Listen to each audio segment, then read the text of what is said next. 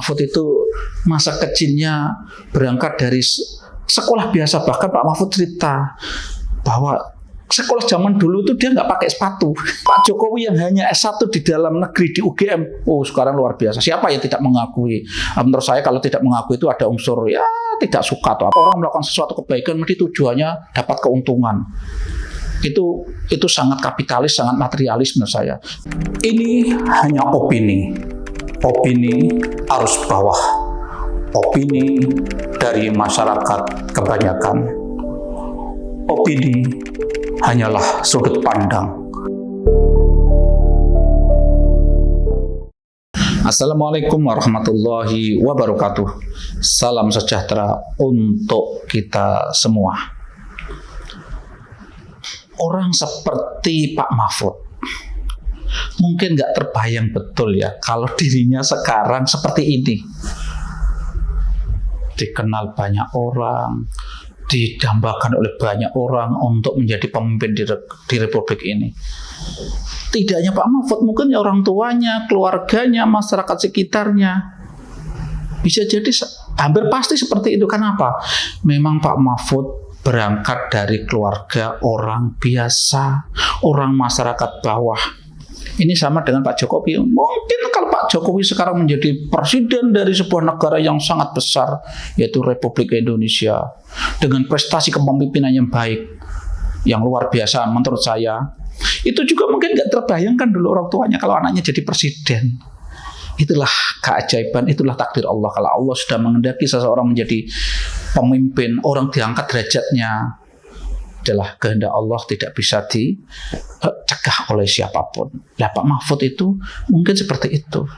Seperti kita ketahui, Pak Mahfud itu dari Madura, dari keluarga orang biasa. Pak Mahfud itu masa kecilnya berangkat dari sekolah biasa. Bahkan Pak Mahfud cerita bahwa sekolah zaman dulu itu dia nggak pakai sepatu. Orang sekarang, anak sekarang mungkin sulit membayangkan ya. Orang yang sekarang begitu terkenal menjadi menteri yang paling strategis, Menko Polhukam, dulu sekolahnya nggak pakai sepatu.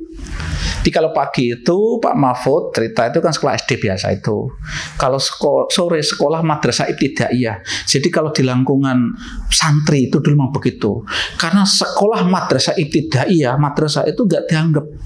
Sehingga banyak yang akhirnya ngerangkep dengan meskipun capek ngerangkep paginya itu SD, sorenya madrasah ibtidaiyah, terus malamnya ngaji. Jadi anak-anak kampung dulu tuh seperti itu. Nah, saya tahun 70-an akhir ya, 70-an akhir itu sekolah itu saya sudah hanya MI. Nah, Pak Mahfud tadi setelah zuhur MI, paginya SD. MI zaman itu pemirsa, jadi MI pada waktu 70-an itu Masya Allah oleh pemerintah Orde Baru itu dipinggirkan betul. Saya yang sekolah di MI itu ya kayak anak warga nomor 2 di negeri ini. Nggak ada buku yang menyebutkan buku pelajaran untuk SDM itu nggak ada. Ya aja buku SD. Jadi kita kayak orang nunut di Republik ini zaman Orde Baru. Kalau sekarang kan MI sudah diakui ya. Kalau sekarang anak-anak MI udah nyantai saja sekolah di MI, yakin punya masa depan. Kalau Pak Mahfud itu pada waktu itu terpaksa ngerangkep dengan SD paginya. Setelah itu Pak Mahfud sekolah di PGA. PGA itu apa? Pendidikan Guru Agama. Saya ini kebetulan juga dulu sekolah di PGA, Pendidikan Guru Agama. Ini terus terang di kampung itu, orang tua itu cita-cita sederhana sekali. Kalau anak itu nanti jadi guru itu udah hebat sekali. Itu orang kampung. Makanya kita bisa membayangkan bahwa Pak Mahfud itu berangkat dari orang kampung. Maka menurut saya kalau sekarang ini Pak Mahfud begitu melejit namanya, begitu banyak orang berharap beliau nanti di pemilu 2024 itu juga menjadi salah satu kandidat, kita harus perlu tahu lebih detail bahwa Pak Mahfud itu siapa. Tidak hanya tahu sekarang bahwa beliau itu orangnya lurus, beliau itu orangnya pemberani ketika melawan komplotan-komplotan koruptor, bukan hanya itu, tapi kita perlu tahu sisi-sisi lain tentang Pak Mahfud. Konten ini saya akan lebih bicara itu. Satu, tadi sudah saya sampaikan, Pak Mahfud berangkat dari seperti kita orang biasa. Cita-citanya orang tuanya juga sederhana, anaknya kepengen jadi guru. Setelah itu Pak Mahfud melanjutkan ke Jogja, ke UGM, pernah ngerangkap di IAIN juga, dan seterusnya, S2 di UGM, S3 di UGM. Tapi intinya, pemirsa, bahwa kita tidak menduga nasib nasib seseorang seperti itu. Tapi intinya positifnya ketika Pak Mahfud itu berangkat dari orang bawah, seperti Pak Jokowi juga, insya Allah beliau kalau toh nanti kita pilih dan jadi, itu akan lebih memahami, lebih care, lebih memahami nasib orang bawah, karena beliau dulu juga orang bawah. Dan yang perlu kita banggakan juga, bahwa Pak Mahfud itu latar belakangnya santri. Ini bagi para santri, terutama orang NU, itu harus bangga punya santri ya, yang sekarang santri itu yang dulu pendidikannya mungkin sangat sederhana ya, sekarang menjadi orang penting di Republik ini, dan jadi orang penting di Republik ini, dan banyak orang yang mengidolakan tentang orang itu Pak Mahfud. Ini para santri harus bangga, dan harus itu menjadi motivasi bahwa santri pun suatu ketika bisa maju seperti Pak Mahfud, seperti Pak Wakil Presiden saat ini Pak Ma'ruf Amin, itu kan juga kecilnya dari pesantren. Itu paling tidak kita harus, yang kalangan santri harus bangga.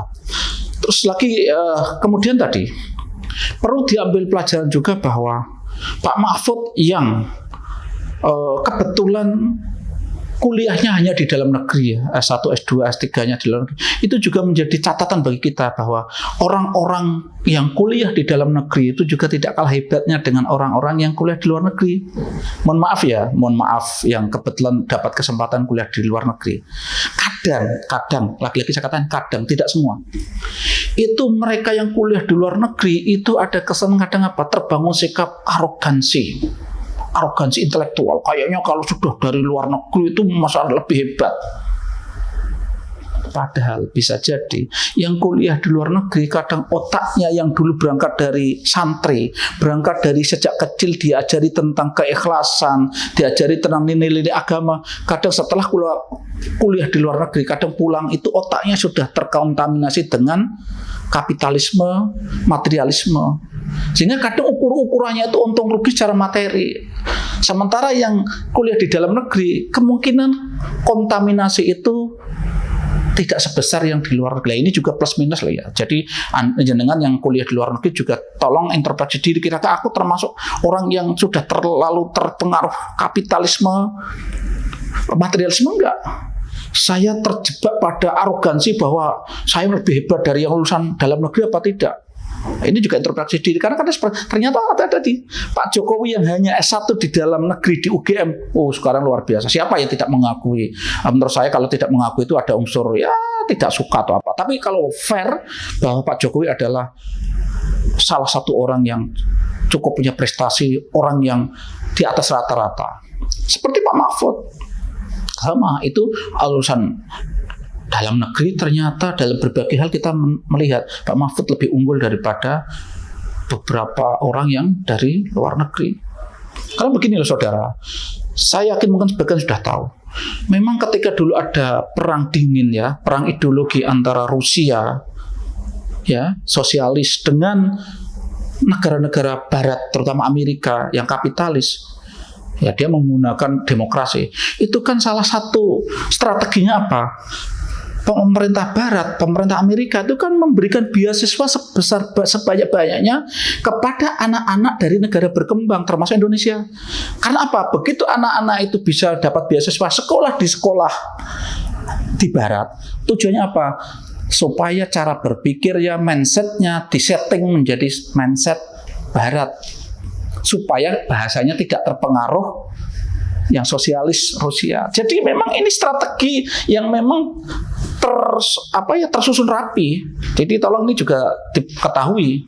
Jenengan yang kebetulan dapat beasiswa di negara-negara Eropa itu juga tolong kalau bisa tetap punya karakter jati diri sebagai orang Indonesia dipegang betul.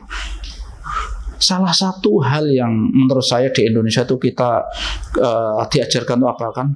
Sikap gotong royongnya, ya, toleransinya, keikhlasan kita. Jadi kita itu kadang melakukan sesuatu itu dasarnya itu bukan karena materi. Dan saya yakin ya seperti orang Pak Mahfud ya, seperti Pak Mahfud. Dia melakukan sesuatu yang besar ya, kayak kasus Sambo. Awalnya hampir saja ketutup. Dia melakukan dengan segala resikonya membongkar itu dan akhirnya terbongkar. Yang belakangan kemarin kasus dugaan pencucian uang 349 triliun. Ya. Beliau mengungkap itu, ngotot itu diungkap. Dan gara-gara itu didukung oleh banyak pihak. Saya yakin ketika beliau melakukan itu, tapi saya nggak tahu ya, saya tidak memastikan ya, saya hanya meyakini saja, belum tentu benar tentu ya, tapi saya meyakini beliau melakukan itu bukan karena ingin popularitas, bukan karena cari panggung. Ada kan anggota dewan yang menuding akan cari panggung. Saya yakin itu didasarkan pada sikap prinsip santri yang dia miliki, bahwa memang ada hal yang tidak benar harus diluruskan. Jadi tidak berpikir soal elektabilitas apa tidak, elektoral apa tidak, dukungan apa tidak. Saya kok enggak, ya bisa jadi ada, tapi menurut saya kok sangat naif kalau kita selalu menuding itu mesti orang melakukan sesuatu kebaikan mesti tujuannya dapat keuntungan. Itu sangat kapitalis, sangat materialis menurut saya. Di Islam itu diajarkan tidak seperti itu, dan saya sih menduga Pak Mahfud masih punya prinsip-prinsip agama sebagai santri bahwa melakukan itu karena murni untuk menegakkan kebenaran. Bahwa setelah itu dukungan begitu besar, banyak sekali orang yang berharap beliau menjadi pemimpin, itu soal lain. Terus kemarin kan lucu juga kan, ada yang Pak Mahfud kalau berani gitu-gitu bikin kok gaduh nanti jadi dicabut, tidak jadi menteri lagi, di reshuffle. Saya yakin Pak Mahfud tidak sementalnya tidak serendah itu. Itu juga menurut saya orang yang ngomong begitu itu sudah pikirannya sangat materialis, sangat hitung-hitungannya sudah hitung-hitungan transaksional. Kalau melakukan ini dapat apa, melakukan ini dapat apa. Sebenarnya kalau kita belajar kembali ke prinsip-prinsip agama, moralitas agama, ajaran-ajaran agama, kita diperintahkan melakukan kebaikan yang penting kita yakini akan mendatangkan kemanfaatan, bukan karena nanti dapat imbalan apa. Terus terakhir kemudian menurut saya, pemirsa, kalau di antara jenengan termasuk saya berharap Pak Mahfud itu nanti menjadi pemimpin di Republik ini, bahkan kalau bisa jadi presiden, itu menurut saya logis, wajar. Kenapa kok logis, kok wajar? Karena tadi Pak Mahfud sudah menunjukkan jiwa kepemimpinannya, sudah teruji. Pak Mahfud yang sudah malalang buana, legislatif, eksekutif, yudikatif, dosen sudah dilampaui.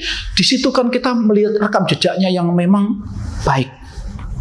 Satu itu pertama. Terus nomor dua, Indonesia ini adalah negara yang mayoritas penduduknya Muslim. Indonesia ini penduduk muslimnya adalah penduduk muslim terbesar di dunia. Negara Arab Saudi, Mesir, macam-macam yang katanya negara Islam itu Malaysia termasuk itu Brunei, itu jumlahnya kalau dihitung meskipun sana itu katanya juga mayoritas, presentasinya mungkin lebih besar daripada Indonesia, tapi kalau bicara jumlah kuantitas, Indonesia adalah tertinggi umat Islamnya. Ya karena itu menurut saya alangkah idealnya orang yang paham agama Islam seperti Pak Mahfud itu layak memimpin. Karena apa? Biar memahami umat Islam, biar memahami rakyatnya yang mayoritas umat Islam. Jadi suatu ketika menurut saya memang harus layaknya Indonesia itu dipimpin orang yang berangkat dari santri. Dulu Gus Dur ya, cuma nggak lama, beliau tidak sampai 2 tahun. Nah Mahfud MD itu kan latar belakang santrinya juga kuat. Kalau dia mimpin itu bisa menjadi orang yang pemimpin tapi paham tentang rakyat yang dipimpin. Memang kan alangkah baiknya pemimpin itu kan berangkat dari bagian dari rakyat yang dipimpin. Indonesia ini kalau kita menggunakan klasifikasi ada santri, abangan, dan priai. Indonesia itu kan terlalu sering dipimpin oleh orang yang tidak kategori santri. Jadi kayak Bung Karno itu kan cenderungnya priai ya. Pak Harto itu mungkin cenderungnya dari abangan. Terus Habibie itu mungkin priai lah ya. Mega itu priai. Baru Gus Dur itu santri. Lah Mahfud ini santri. Ini indah sekali kalau seandainya suatu ketika Mahfud berkolaborasi dengan Ganjar, dan Ganjar itu agamanya ya mungkin tidak sebagus Pak Mahfud, bukan santri tapi abangan yang sedikit paham agama, itu akan bagus sekali. Maka selama ini saya itu berharap Pak Mahfud bisa berduet dengan Ganjar. Pak Mahfud santri, ini akan menjadi latar belakang beliau bisa memahami rakyat mayoritas Indonesia yang santri, yang Islam. Jadi yang Ganjar yang sedikit Ya, anggap aja Ganjar itu kategori abangan. Abangan itu juga jumlahnya besar ya, masyarakat Indonesia yang abangan itu kan masyarakat Indonesia yang beragama Islam tapi pemahaman tentang agamanya itu tidak terlalu mendalam, itu abangan ya. Nah, priayi kan ya orang priayi, orang kelas elit lah gitu ya. Ini akan menjadi padu luar biasa, dan berkali-kali saya katakan di Indonesia itu mayoritas umat terbesarnya itu kan ini kalangan grassroots ini kan abangan dan santri ini. Ini kalau yang mimpin itu adalah Pak Mahfud dan Ganjar, itu merepresentasikan ini luar biasa menurut saya.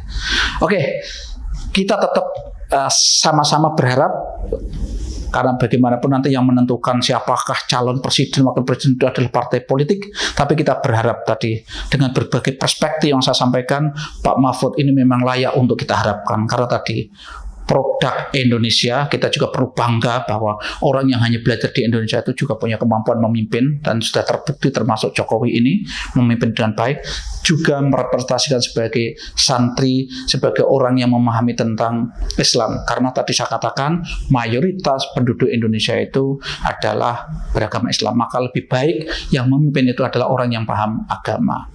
Nasionalis religius itu selalu menurut saya perimbangan perpaduan kombinasi yang cukup bagus. Cukup sekian. Assalamualaikum warahmatullahi wabarakatuh.